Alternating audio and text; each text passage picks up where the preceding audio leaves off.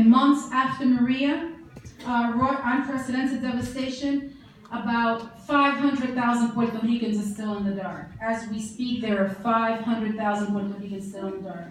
From the global south and South Brooklyn, the time for incremental solutions is over. Really, the time to do something radical is now, because our survival depends on it. And so when you think about climate justice really is the intersection of racial injustice and climate change.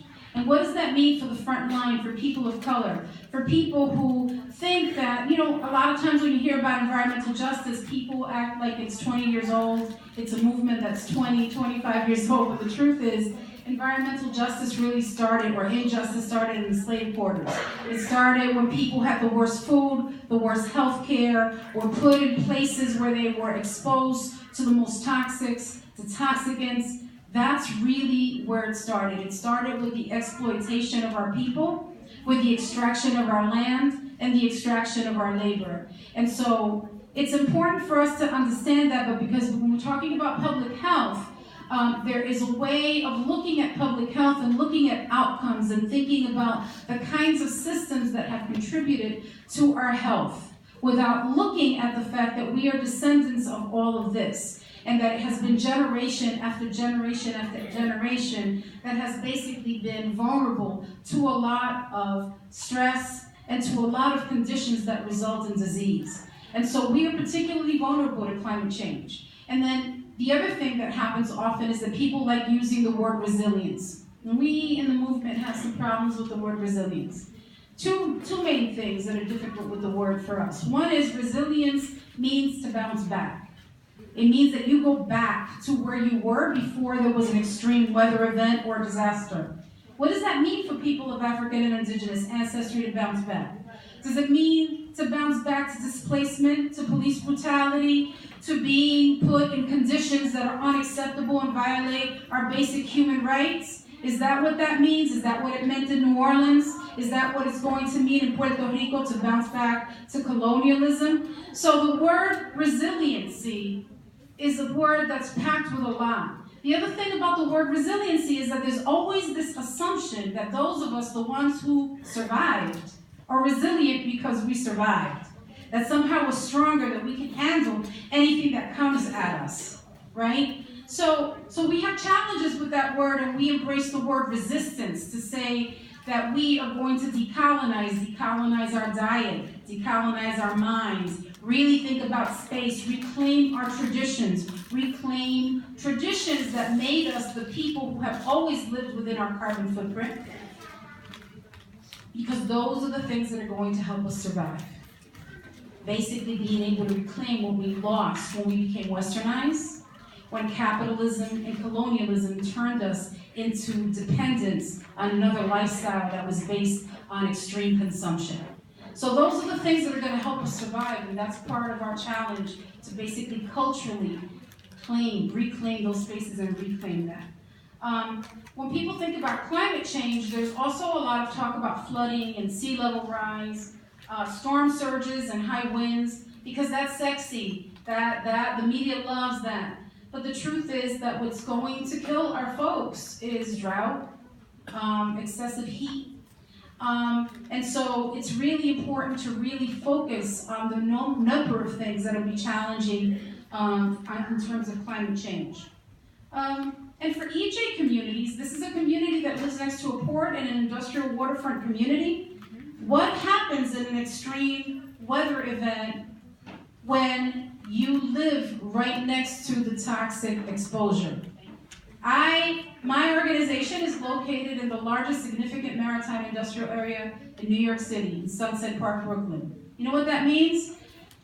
That means that what will happen here is what happened in Puerto Rico when there were 23 Superfunds. Can you imagine 23 Superfunds on that tiny island?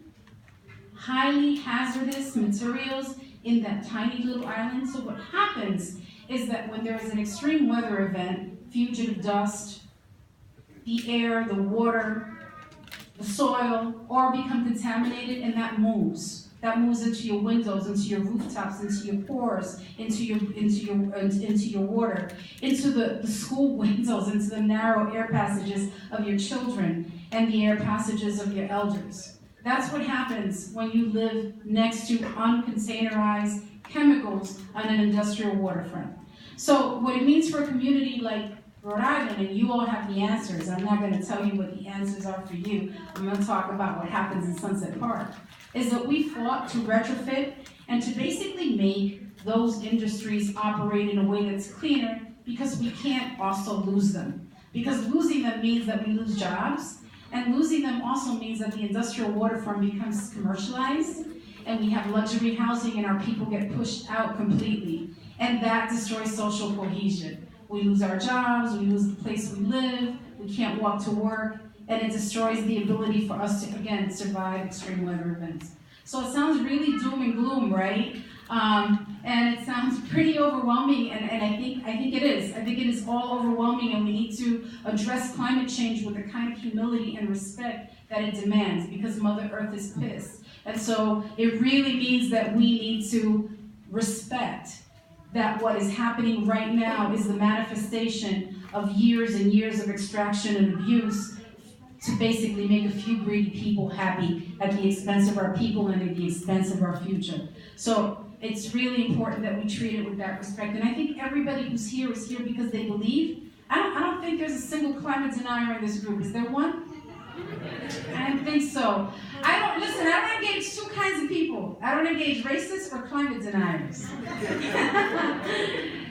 Because I'm here for a second, and I'm going to live this life the best way I can. And so I don't engage either one.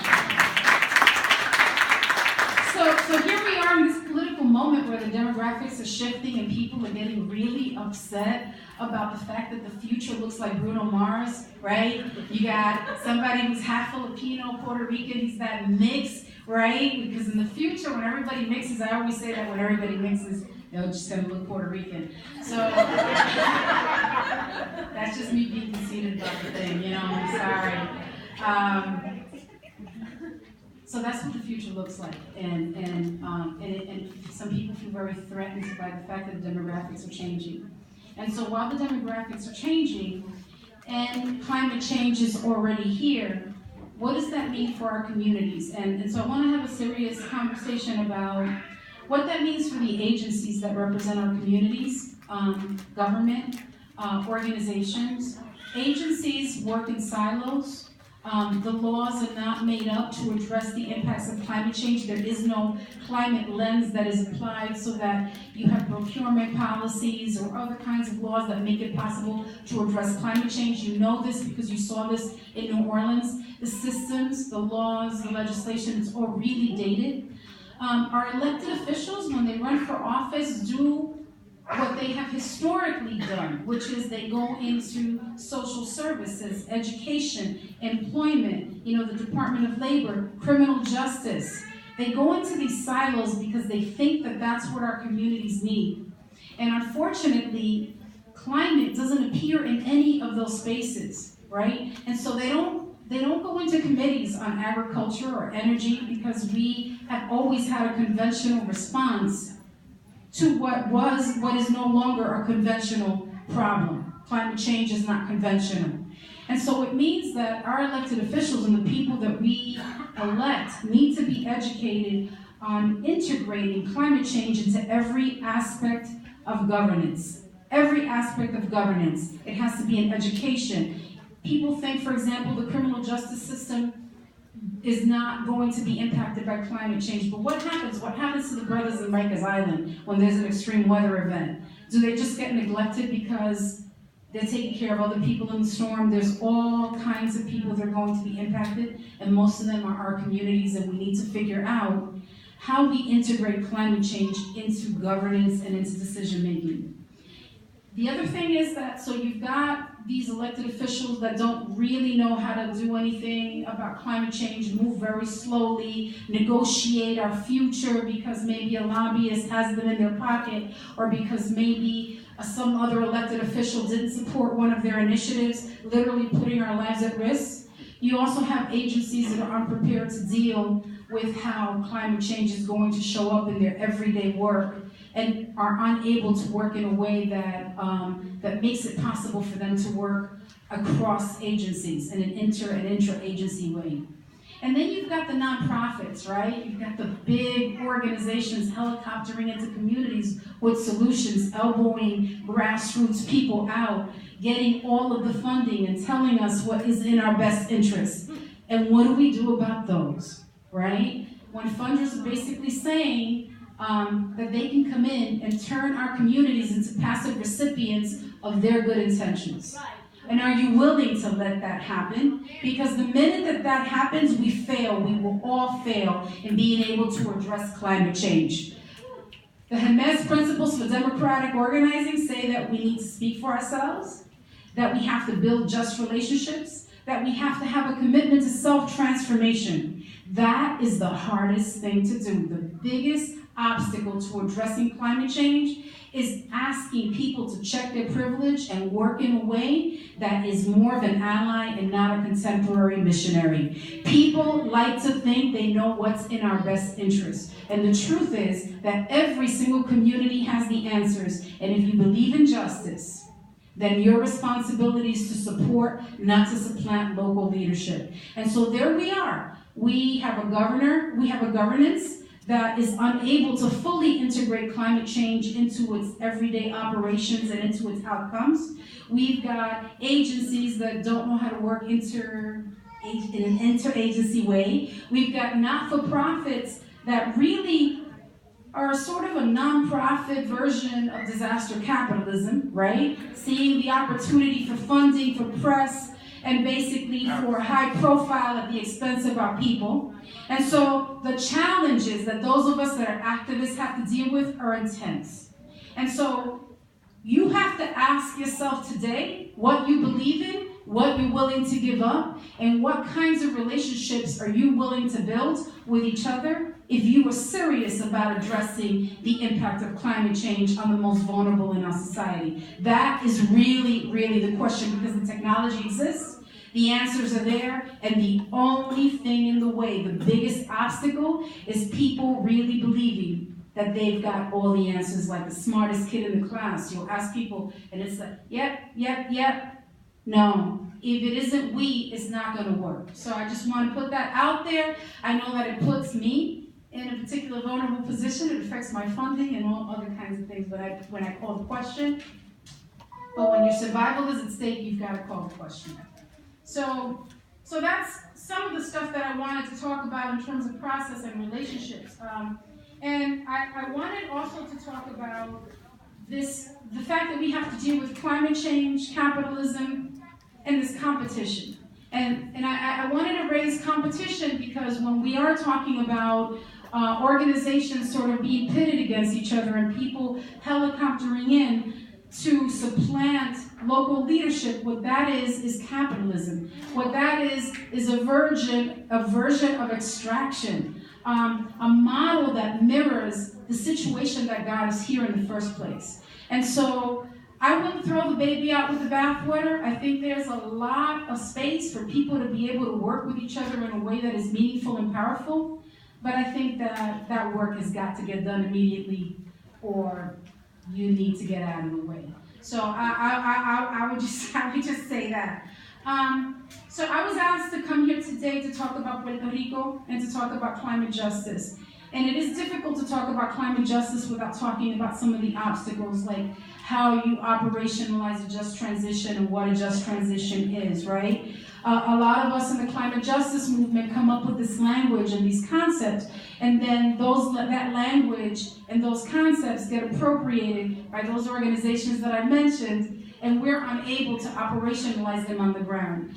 But from Brooklyn to the Bay and from Detroit down to the Gulf South, people are doing some powerful things. They're looking at community-owned solar, they're looking at offshore wind, they're creating these little hubs where they are farming, and they're creating food sovereignty in their communities, and they're basically reclaiming traditions that had disappeared in our lifetime. They're bringing those back. And so when I went to Puerto Rico, I expected to see disaster, but what I didn't see was despair. And what I found was that people all over the island had created these systems where they were growing food. So for example, I found out that 85% of all the food in Puerto Rico came from outside of Puerto Rico, and the hurricane had basically devastated the 15%, but there are comeríos and there are farms all over Puerto Rico. I found out that there are places like, for example, because I'm co-chair of the Climate Justice Alliance, the Climate Justice Alliance and I and Grassroots International and GGJ and a bunch of other organizations launched a national campaign to bring brigades to Puerto Rico, because that's what the folks in Puerto Rico asked us for. They asked us to bring people in to help them rebuild. They asked for solar panels, they asked for solar generators, solar cubes. They asked for water filtration devices because they didn't want single-serve water bottles that were basically contributing to the pollution and the waste in Puerto Rico and the waste stream. So we provided those, and what we found was that there were 10,000 shipping containers just sitting there, and that we couldn't get those products to people in Puerto Rico. We learned that the suicide rate is up by 55%. But we also learned that people in Orocovis have a farm where children who are 11 and 12 years old are farming, and were able to bring yuca and bananas and all of that stuff to their families a few days after the storm. Those children in Orocovis really affected me emotionally, because I remember there was a little 11-year-old. I was there with Naomi Klein, and she was there to do a documentary. And this 11-year-old boy, I asked him if he wanted to be videotaped for her documentary.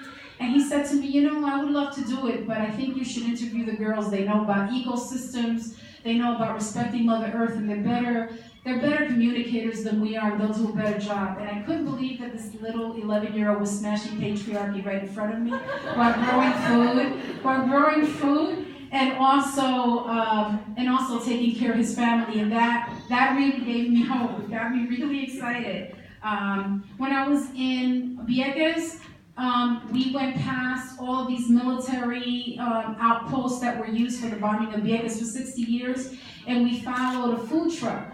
Because there's food sovereignty happening in Vieques. And in Vieques, not only are people bringing back food and bringing back ecosystems, but there are 400 gentrifiers meeting on a regular basis with the Viequenses to talk about the future of Vieques.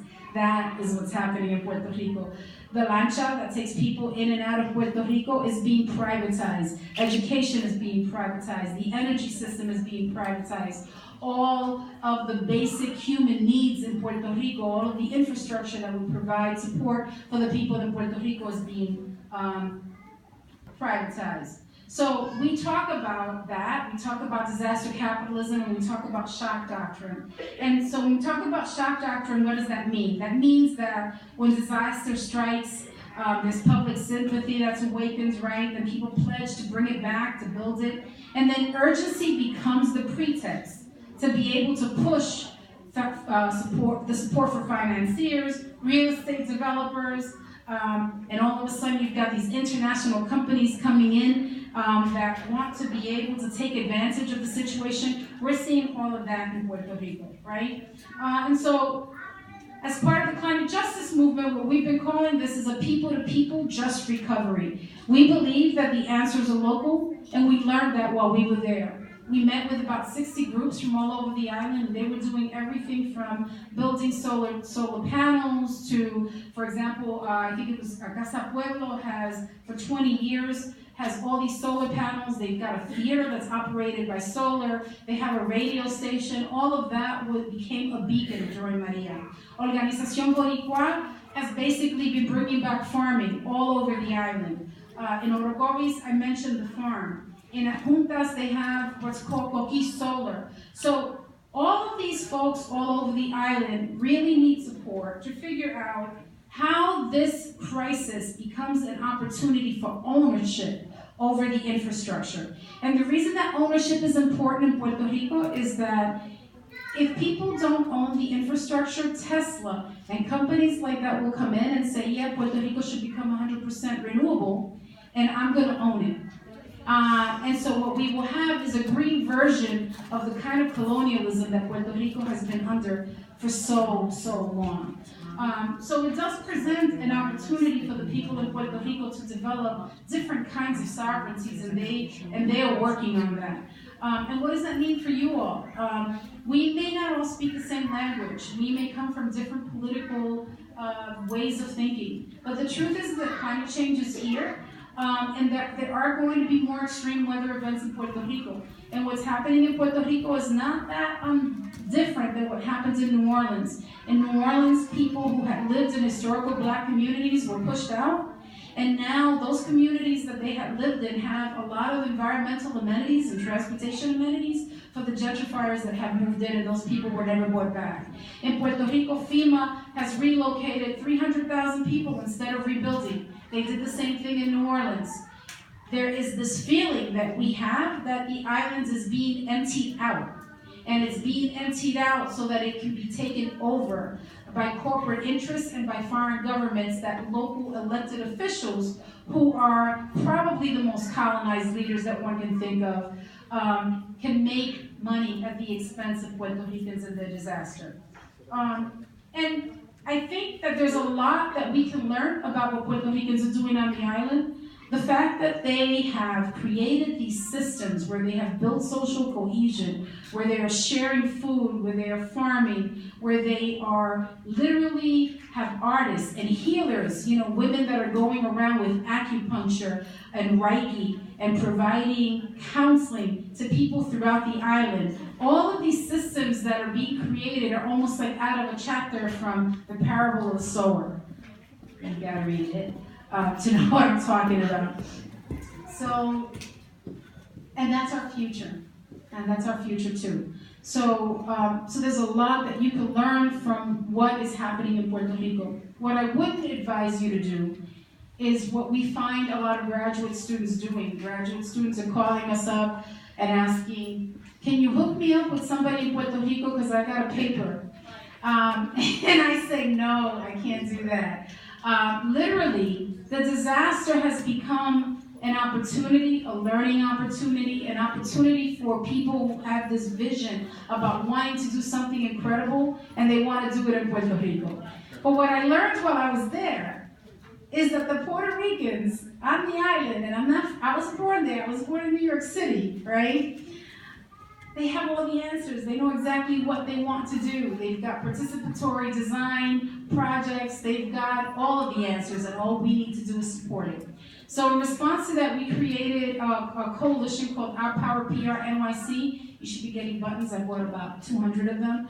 And that coalition is made up of Puerto Rican diaspora folks in New York City who out of, I think what happens with the Puerto Rican diaspora, and I think I can probably speak for some of you here, is that when the hurricane hit Puerto Rico, it was almost like a knife went through our chest. I think we felt like we were going to collapse. We went from this moment of shock and despair to getting up and standing up and saying we need to do everything possible to get Puerto Rico on its feet again. And the outpour of love and support from the Puerto Rican diaspora has been unparalleled. I had an opportunity to talk at the University of Puerto Rico a few weeks ago, and I was there terrified. My hands were shaking. I thought that they were going to reject me the way they rejected the young lords back in the day. And I was ready for that. I was like, no, hell no, this Rican from Brooklyn will not be able to take that. That will take me to therapy. I can't handle that rejection.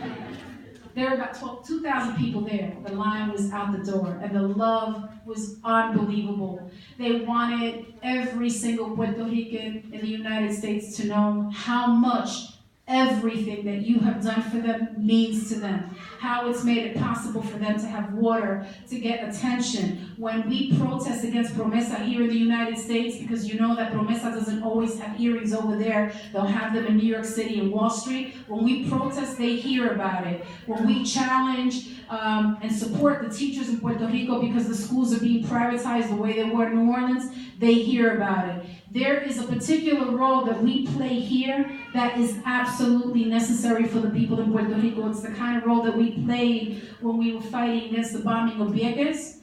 It's the same thing, only at a bigger effort. And so it's really important, and I don't know how to say this except that we need to make sure that we move move from providing water and providing food to thinking about Puerto Rico de largo plazo, because literally the disaster hasn't even gotten here yet. The disaster is coming. They are not counting the number of people dying. And think about it for a second. They weren't even counting the 1,200 people that were documented. So if 5 years from now, you die because you were exposed to all of the chemicals that basically surrounded your home as a result of the hurricane, that doesn't count. If you develop health issues as a result of the stress, or the fact that you didn't get health care, or that you were displaced, or that you didn't get what you needed, that doesn't count. And so they're not going to count the number of deaths as a result of this hurricane. There are people that are not getting housing assistance in Puerto Rico or here in the United States. And there's a forced displacement that is happening in Puerto Rico. They're not getting basic services like education, energy, healthcare. All of that is being privatized. As I mentioned before, foreign companies are being encouraged to come in and invest in dangerous and toxic ways. So the next 6 months can't look like the last 6 months, nor can the next 6 years or the decades. This is a long, long fight. And for us to even think for 1 second that hurricane season is not up upon us and that Puerto Rico is not ready to withstand that is to basically be putting our heads in the sand. But this here in Providence, this is a waterfront community that is susceptible to extreme weather events and to the kinds of toxics and toxicants that exist on the industrial waterfront. Your struggle, regardless of whether you're Puerto Rican or not, is completely relatable to what's happening in Puerto Rico, to what's happening in Miami, in Detroit, and throughout the country. And so there is much that you can do to support that and to basically harvest some of the best ideas that are coming from the climate justice movement and operationalize them. For the Department of Health and the agencies that are represented here, I think that, and I don't know you, I don't know what your relationship is with community. I'm assuming that if you invited somebody like me, that you must have leftist politics, because why else invite somebody like me? Because I'm certainly not going to stand here and call myself like a Hispanic or something like that, right? So I'm assuming good things about you is what I'm saying. And so, okay. So I think that your challenge is a little different. You're working in a system that was created for you. And it's a system that you have to dismantle. Literally, the civil rights movement was fought for this moment. We have been preparing for this moment all of our lives. And what that means is that if you're a person of color or you're a person of consciousness and you are in these institutions and these institutions are not working for the people that they are supposed to serve, your responsibility is to change them. And your responsibility is to change them immediately. And that means taking risks. And these folks can only take those risks if people on the ground support them. But those risks must be taken. They must be taken in government, they must be taken in city agencies, and they must be taken on the street. If you are not doing that, if you're not stepping into this fully understanding that the things you love and treasure the most are literally vulnerable right now, and that we are in the midst of an administration that literally wants us dead, then I don't know what life you're living, because what is happening in Puerto Rico is genocide. And it feels very intentional. And that word, my husband told me not to use that word. He said the minute you use that word, you will be dismissed. And I thought, well, if 1/3 of the island's women were sterilized back in the day, if chemicals and all kinds of toxic things were tested on my people for generations, if they decided that they were going to leave Puerto Ricans there to die, if they are basically relocating people and they're not rebuilding, if they're letting children in Puerto Rico drink water with E. coli in it, if they are not testing air quality or water, what do you call that but genocide? And so that is what it is. And so that is happening to 3.5 million citizens. And for those of you who want citizenship, and you have been sort of hating on us a little bit, I gotta tell you, being a second-class citizen is not that cool. Because when you are a citizen and you are a citizen of color, it is a whole different other thing, you know? So I'm just saying that because Puerto Ricans are citizens. And so people ask me often, well, why do you think this is happening in Puerto Rico? And I said, could this possibly be happening in Arizona or Utah or, Iowa? I don't think so. I don't think so. And we know, right? We saw what happened recently with the murders of all those children. We see how the opioid addictions are being treated. All of a sudden, when you're talking about other folks, all of a sudden lives are more important when you're not talking about people of color. And so if you're someone who is committed to anti-racism and to building community, to checking your privilege, to challenging systems, this is the moment. This is the moment that you step up and you let people know, estoy presente, and I got you. I got your back. Because honestly, what's at stake is our lives. This is not any moment like any other. When I was a kid, it was the civil rights movement. And I benefited from the civil rights movement. I owe my education. I owe everything to the Black community. And I want to say something about that because people look at me and they see that I'm light-skinned and I'm like, you never know how we're going to show up. I didn't become Black because I heard about it in a spoken word thing or I took a class. I grew up in Orisha traditions, and there were people who were Nigerian, people who were Brazilian, people who were Honduran, Cubans, Puerto Ricans, and we were celebrating our Blackness before it was trendy. And so I say that because when I was little, and I remember my mom told me, you may be light-skinned with green eyes, but you may have a relative in North Carolina. Never forget that. She taught me about the African diaspora, taught me about my indigenous. And that made me feel strong. It made me feel like I was part of a world community. It didn't make me feel like a minority. It made me feel like I had power. I was grounded in that. I grew up in that. I am my mother's most melanin child. I'm not going to lie. It's true.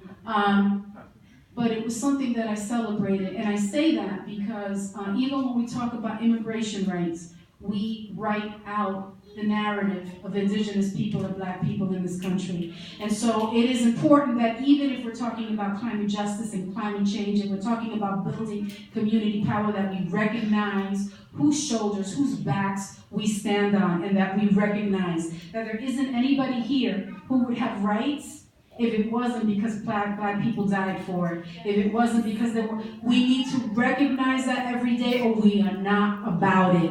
And so when we talk about climate change, it's really easy to focus on reduction of carbon when people of color talk about the reduction of co-pollutants that are killing us. And basically talking about it in a silo without talking about who we are, how we show up in a space, how we exercise power or don't, how we compete with each other and take each other out, how we fail to see who brings a legacy of struggle into the room. And you have to recognize that if we are going to create a different response to a complex issue that is like no other, you are going to have to open your hearts and really embrace that difference is the thing that makes us strong, and that this country was built on it, and that some people came here in shackles. They were not, I was in Arizona just last week, and I had an Ethiopian driver who told me that everybody was an immigrant. And I said, but brother, we're an Indian country. And he said, no, they came here from somewhere. And I said, and some people came here in shackles. And he said, no. Everybody came here from here something, and I decided not to fight with him. I had to let it go for my own wellness. But it reminded me of how much work we have to do with our own people. Because sometimes our own people want that dream, that American dream, that capitalist extractive dream, because they never had things. And suddenly they have an opportunity to have things. And now, they are living in a time when having those things can actually result in them having nothing in the future. So all of that, whether it's culture, whether it's arts, whether it's poetry, whether it's doing, whether it's dance, whether it's science and measuring levels of NOx, SOx, and PM 2.5, or figuring out where the storm surges are going to impact vulnerable communities and doing GIS mapping, whether it's making sure that our movement is intergenerational. And I have to say that because this society has a way of pitting generations against each other. And I don't know if you've noticed, but we've got young people and elders. Somehow all the adults disappeared, and everybody wants to be youth, even 30-year-olds. Let it go. And then you've got everybody who's an elder, even when we're not ready for that yet, right? Like, I feel like Yoda sometimes. So, people of African and indigenous ancestry have always been intergenerational, and we must be intergenerational. The table is not set unless everyone is at that table. And this is really important, that you figure out how to make it intergenerational. Don't minorize young people. They have power, they have vision, and they know things that you don't know. And we need them. We absolutely need them, and they need us. We need each other if we're going to be powerful. My organization has people, young people on the board and on staff. Our climate justice organizer started with us when she was 12. She's 26 now. We grow leadership. It is our responsibility to do that and to do it in a meaningful way. The idea that you hold on to power, again, is an extractive, competitive, top-down, capitalist idea, and there is room for all of us. And all of us is what's necessary right now. If we are not leaderful, we will not be able to address climate change. So I invite you to go on our website and learn about our Power PRM NYC. I also want to say in closing that La Borinqueña, which is a Marvel comic book with DC, just came out. I have a chapter in that anthology of comic books. I feel totally cool. There are people in that anthology like Rosario Dawson. I can't compete with her, but still I got a chapter in there. I'm so excited about it. I am so excited about La Borinqueña. And that anthology is for sale at Amazon.com. The pre-orders are going in today, and I don't do these plugs, but all the money is going to the front line in Puerto Rico. And so I would encourage you to buy that comic book because it came out today. So, de corazón, de Acogán, H, Maferefum, Ochum, gracias por tenerme aquí hoy. Gracias.